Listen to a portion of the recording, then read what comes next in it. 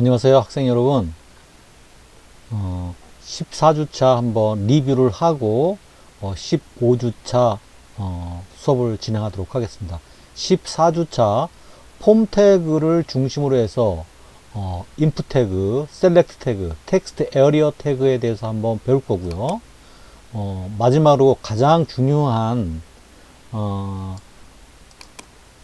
레이아웃을 잡기 위해서 우리가 사용하는 영역 태그는 크게 div 태그, span 태그, iframe, 레이아웃 태그가 있는데, 주로 예전에는 div 태그를 이용해서 레이아웃을 잡았는데, 이제는 HTML5 오면서 레이아웃을 독자적으로 잡기 위해서 헤더, 내비, 섹션, 아티클, 어사이드, 부터라는 태그가 새로 생긴 거 여러분들이 알고 계시면 되고, 이걸 활용해서 우리가 레이아웃을 잡아 나가는 방법을 잘 익혀 보도록 하면 됩니다.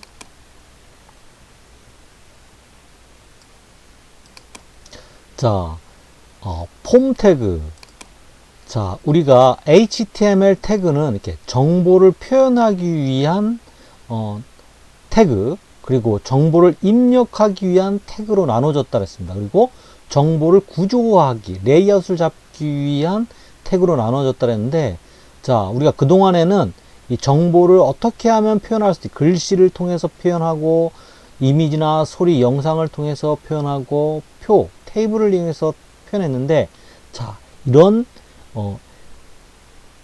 한방향적인 어떤 정보 표현도 있지만은, 이제 서로 정보를 주고받을 수 있는 정보 공유를 위해서는 우리가 폼 태그를 사용해야 된다 그랬습니다. 이거는 굉장히 어떻게 앞으로도 그렇고 계속해서 더 중요성이 중요해질 겁니다. 자, 그래서 폼 태그는 어떤 것들이 있는지 한번 알아보도록 합니다. 폼 태그는 자, 인풋 태그와 또 셀렉트 태그, 또 텍스트 에어리어 태그, 이 세 가지로 나눠질 수 있는데요.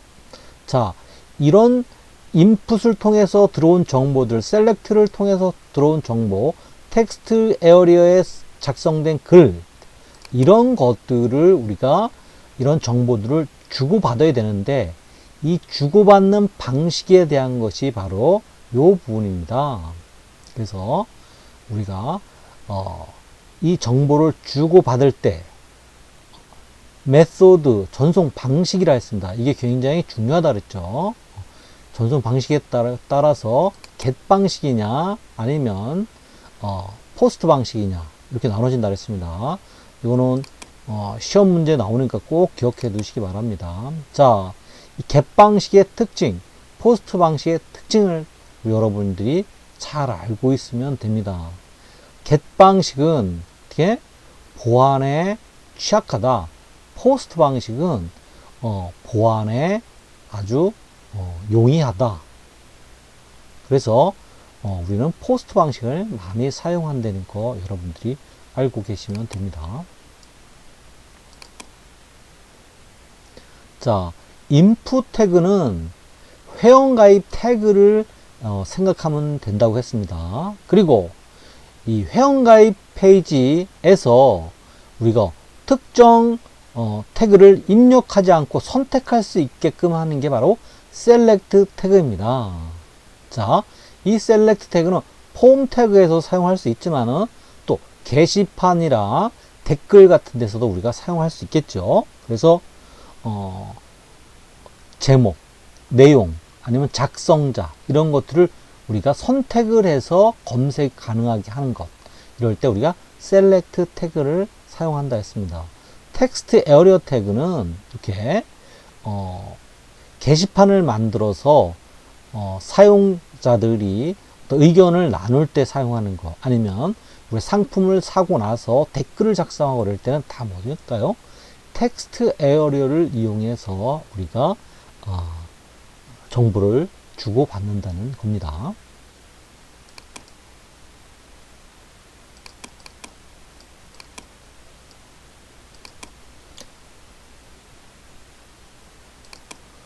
자, 그래서 인풋 태그는 회원가입 페이지를 잘 생각하고 있으면 되는데, 이름을 적을 때, 아이디를 적을 때, 비밀번호를 적을 때, 휴대폰을 적을 때, 이메일을 적을 때, 이런 각각의 인풋들이 타입에 따라 틀려진다고 했습니다.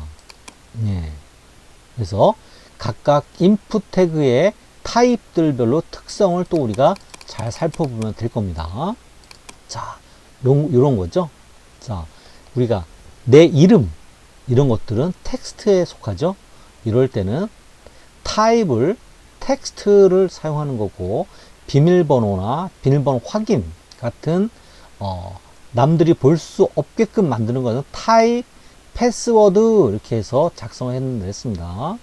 자, 그리고 또 라디오 버튼, 타입 라디오 버튼 이렇게 했을 때 우리가 남성이냐 여성이냐 이렇게 둘 중에 하나를 선택해야만 할 때는 우리가 라디오 버튼을 사용한다 그랬습니다. 또 타입 체크박스 이렇게 했을 때 체크박스는 체크박스를 통해서 정보를 선택할 수 있겠습니다. 이거는 다중 선택 부분이라고 했습니다. 자, 이 파일을 업로드할 때 이미지는 우리가 이미지를 제출할 수 있는 버튼을 만들 때 우리가 이미지를 사용한다 했습니다. 자, input type submit, input type reset, input type 버튼을 쓸 수 있는데 submit과 reset과 이 버튼의 각각의 의미를 정확하게 알고 있어야 됩니다. 자, 우리가 시각적으로 보면 다 셋 다 버튼에 속합니다. 버튼에 속하는데 용도에 따라 가지고 틀리다는 거죠. submit은 최종 제출 버튼입니다. 그래서 우리가 회원가입 페이지 맨 마지막에 우리가 회원가입, 회원신청 이렇게 마지막으로 최종 누르는 버튼을 우리가 서브밋이라 하는 거고, 회원가입 리셋, 새로 작성하기 할 때 리셋 버튼을 누르면은 새로 작성할 수 있게끔 만드는 것, 초기화한다, 초기화 버튼이다 생각하시면 됩니다. 자, 버튼은 일반 버튼을 뜻하는 겁니다. 파일을 제출하거나 아니면은 아이디어 중복을 확인하거나 아니면 다시 작성, 뭐 이런 다시 작성은 리셋, 제출 서브밋, 아이디 중복 확인 이런 것들은 우리가 바로 버튼을 이용한다는 걸 알고 계시면 됩니다.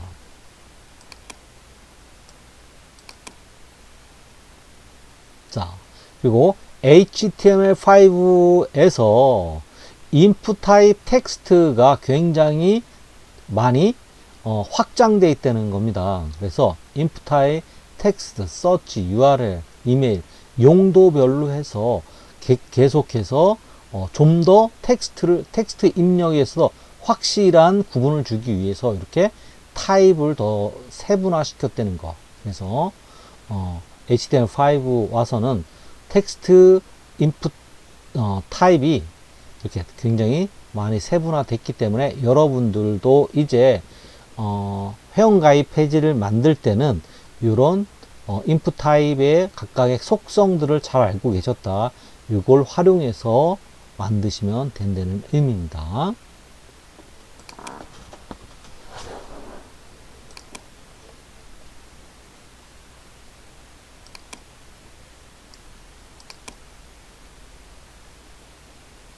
자, 텍스트 에어리어는 좀 전에 인풋 타입 텍스트는 한 줄을 작성할 수 있었지만은 텍스트 에어리어는 여러 글을 작성할 때 게시판이나 댓글들은 여러 가지 굉장히 많은 양의 글을 쓸 수도 있겠죠. 그럴 때 사용하는 게 바로 텍스트 에어리어입니다. 그래서 텍스트 에어리어는 low와 course 값을 넣을 수 있는데 low는 숫자의 행 값을 나타내는 course는 course는 글자의 수를 나타내는 거. 자, 얘는 몇 줄을 쓸 거냐, 몇 줄을 쓸 거냐를 나타내는 거, rows는 몇 줄을 쓸 거냐를 나타내는 거고, course는 한 줄에 몇 개의 글자 수가 들어갈 것이냐를 표기하는 것입니다. 이것도 마찬가지로 시험 부분에 나오는 부분이니까 꼭 알고 있어야 됩니다. 자, 이렇게 해서 텍스트 에리어 롤스 하면은 어떻게 1, 2, 3, 4, 10 이렇게 하면 10줄의 글을 쓸 수 있게끔 할 거고, 콜스백 하면 한 줄당 100개의 텍스트가 들어가게끔 만든다는 의미입니다.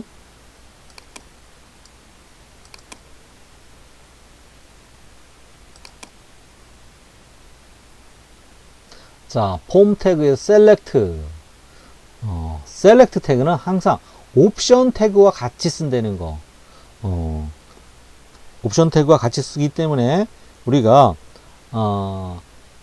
이 옵션 태그를 통해서 그 각각의 리스트를 작성한다는 뜻입니다. 자, UL 태그는 리스트를 작성하기 위해서 UL 태그는 항상 li가 따라다니듯이, 자, 셀렉트 태그는 리스트를 작성하기 위해서 옵션이라는 다시 태그를 항상 안에 갖고 있다는 뜻입니다. 예. 그래서 이 옵션을 통해서 우리가 리스트를 작성한다는 거 꼭 알고 계시면 됩니다.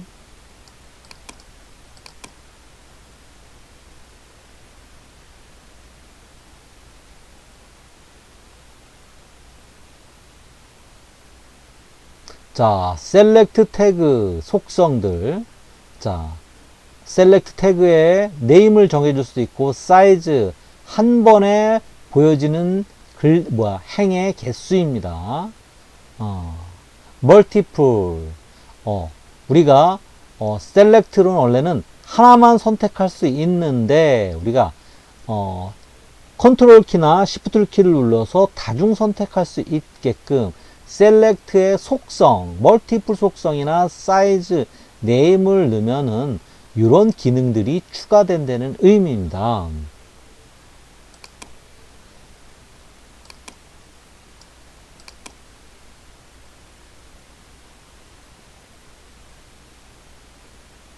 자, 그리고 우리가 이 셀렉트 태그와 비슷한 기능을 구현할 수 있는데, 우리는 input type 텍스트를 가지고 우리가 이렇게 선택할 수 있는 셀렉트 기능을 구현할 수 있다는 거. 그래서 input type 텍스트에 리스트 디파트먼트, 자, 이름을 정해 준 겁니다. 리스트에 이름을 정해 주는 겁니다. 자, 그리고 데이터 리스트의 이름은 좀 전에 썼던 디파트먼트라고 하고, 자, 좀 전에 우리가 셀렉트 트에서 옵션을 썼듯이 여기에 옵션 태그를 써서 미디어 디자인과 시각 디자인과 색채 디자인과 공업 디자인과 이렇게 해서 우리가 데이터 리스트 태그를 이용해서 셀렉트 태그와 비슷한 기능을 우리가 구현할 수 있다는 것, 여러분 꼭 알고 알아주시면 놓기 바랍니다. 자, 요것도 마찬가지로 굉장히 중요한 거고 시험에 종종 출제가 됩니다. 꼭 알고 계시기 바랍니다.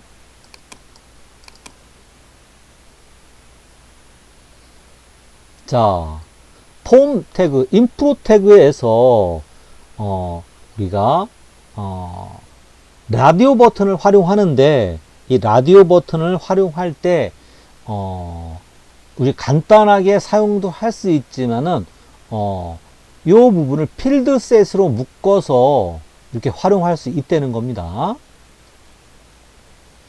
자, 필드 셋 시작합니다. 필드 셋 시작 끝납니다. 자, 이 전체적인 레전드는 성별을 구분하기 위해서 우리가 사용하는 거에 바로 레전드입니다. 성별을 구분하기 위해서 사용하는 것, 이것을 우리 레전드라고 첫 번째 레이블 남성, 그리고 요 부분입니다. 인풋 타입 라디오, 레이블 여성, 인풋 타입 라디오.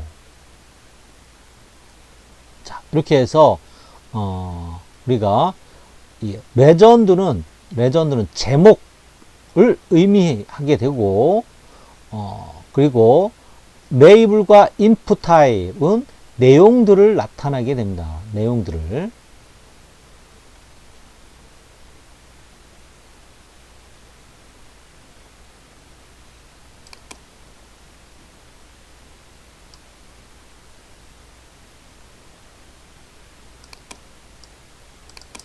자, 그리고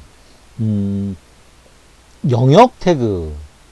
자, 우리가 영역 태그는 크게 div 태그와 span 태그로 나눠집니다. 그래서 넓은 영역을 할 때는 div, 좁은 영역을 할 때는 span 태그라고 합니다. 이 iframe은 우리가 15주차에 설명을 해 주도록 할 겁니다. 이 iframe도 일정한 영역을 차지하고 있기 때문에 영역 태그로 넣는데, 이거는 별도로, 사실은 영역 태그 안에는 div 태그와 span 태그를 영역 태그로 하고, iframe은 기타 태그로 해서 한번 설명을 드리도록 할 겁니다. 자, 이 div 태그가 확장돼서 레이아웃을 잡을 수 있는 헤더, 내비, 섹션, 아티클, 어사이드, 푸터로 변형됐다는 거 여러분들 꼭 기억해 주시면 됩니다. 자, 그래서 이 정보를 구조화할 때 결국에는 페이지 레이아웃을 잡는 태그들이 바로 div 태그나 아니면은 요 부분 레이아웃 태그를 가지고 우리가 잡는다는 거 기억해 두시면 됩니다. div 태그는 블록 영역을 나타내는 태그로 블록 성격을 가지고 있다. 스팬 태그는 영역을 나타내지만 좁은 영역을 나타내며 이거는 인라인 태그에 속한다. 결국에는 폭 넓이를 폭 넓이가 적용이 되지 않고 또 가로로 배열이 된다는 거. div 태그는 블록 형태로 세로로 배열이 되고 가로 세로 폭을 우리가 정해줄 수 있다는 겁니다. 자, 여기에서 보는 바와 같이 이렇게 각각의 홈페이지를 보면은 굉장히 복잡해 보이지만은 사실은 다 이런 구조를 가지고 만들었다는 거죠. 자, 요 페이지도 마찬가지고 요 페이지도 마찬가지고, 예, 요 부분이 헤더죠. 예. 자, 그래픽상으로 이렇게 우리가 라운드를 져서 변형돼 보이지만 사실 이거는 어떻게 이런 구조를 가지고 있다는 겁니다. 이 구조를 벗어날 수 없다는 겁니다.